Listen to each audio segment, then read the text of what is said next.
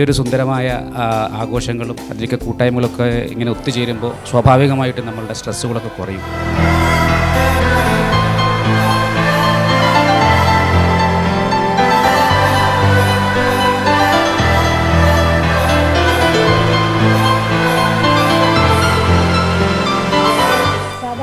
പണ്ടത്തെ കാലത്തൊക്കെ doctors patient തമ്മിൽ വലിയൊരു ഗ്യാപ്പ് ഉണ്ടായിരുന്നു. ആ ഗ്യാപ്പ് ഫില്ല് ചെയ്യുക, നമ്മളെ ബോണ്ടിങ് കുറച്ചും കൂടി കൂട്ടുക, ഇതൊക്കെയാണ് നമ്മൾ ഇതിനെ കൊണ്ട് ഉദ്ദേശിക്കുന്നത്. പിന്നെ നിങ്ങൾക്ക് ഒരു കുടക്കീഴിൽ എല്ലാ സംശയങ്ങളും ഒരുമിച്ച് നിങ്ങൾക്ക് തീർക്കാം.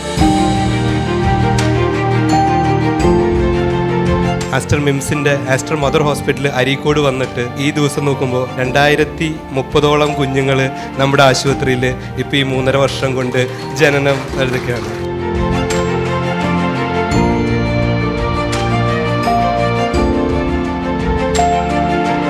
ബാക്കി എല്ലാവർക്കും കുഞ്ഞ് കരയാന്നുണ്ടെങ്കിൽ എല്ലാവർക്കും ടെൻഷനാണ്, കുഞ്ഞെന്തിനാ കരയുന്നത്. പക്ഷേ ബേബി നമുക്ക് കൈ കിട്ടുമ്പോൾ ബേബി ഡെലിവറി ആയ സമയത്ത് തന്നെ കുഞ്ഞ് കരയുമ്പോഴായിരിക്കും എല്ലാവരും ഭയങ്കര ഹാപ്പി ആവുന്നത്. ആ ഒരു ഒറ്റ മൊമെൻറ്റേ അങ്ങനെയുള്ളൂ, കുഞ്ഞ് കരയുമ്പോൾ ഹാപ്പി ആവുന്നത് അല്ലേ. പ്രഗ്നൻസിക്ക് മുമ്പും പ്രഗ്നൻസിയുടെ ടൈമും പ്രഗ്നൻസിക്ക് ശേഷവും, അതായത് ബിഫോർ ആഫ്റ്റർ ഡ്യൂറിങ്, ഇങ്ങനെ 3 ടൈമിലും നമ്മൾ ന്യൂട്രീഷൻ ഭയങ്കര ഇമ്പോർട്ടൻ്റ് ആണ്.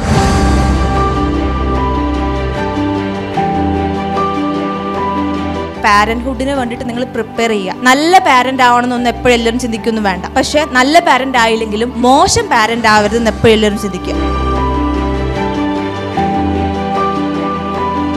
പൊതുവേ ഫാമിലി സ്നേഹം കാരണം നമ്മൾ എന്ത് ചെയ്യും, ഒന്നും ചെയ്യേണ്ട, റെസ്റ്റ് ചെയ്യും, കുറേ ഫുഡ് തരാം, അങ്ങനെയൊക്കെ ചെയ്യുന്നവരുണ്ടാവും. പക്ഷെ അത് റോങ് ആണ്. നമ്മുടെ ബോഡി എനിക്കില്ലെങ്കിൽ ഭയങ്കര ബുദ്ധിമുട്ടാവും.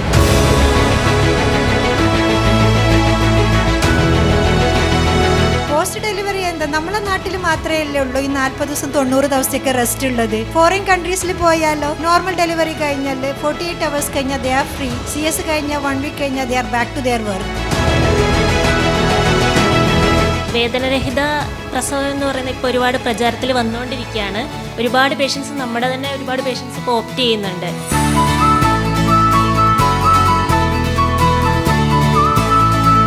നാച്ചുറലായിട്ട് വീട്ടിൽ അവൈലബിൾ ആയിട്ടുള്ള പ്രോട്ടീൻ റിച്ച് ആയിട്ടുള്ള ഫുഡ് കഴിക്കുക എന്നുള്ളതാണ് ആക്ച്വലി മിൽക്ക് പ്രൊഡക്ഷനൊക്കെ ഏറ്റവും നല്ലത്.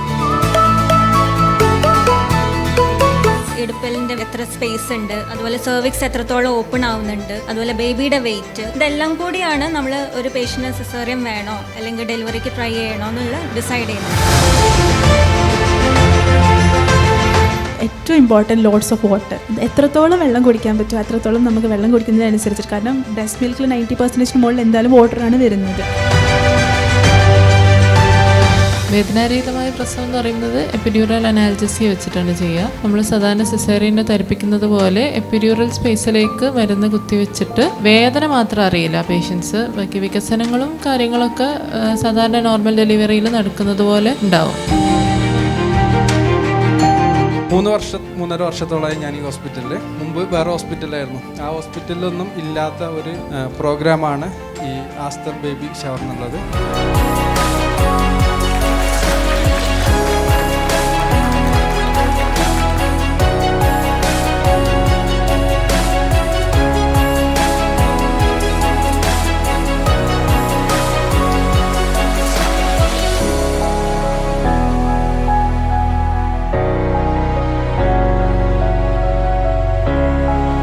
അപ്കമിങ് മോം ആൻഡ് പാരൻസ് എന്ന നിലയിൽ ഞങ്ങൾക്ക് 2 പേർക്കും ഇത് ഒരുപാട് ഉപകാരപ്പെട്ടിട്ടുണ്ട്.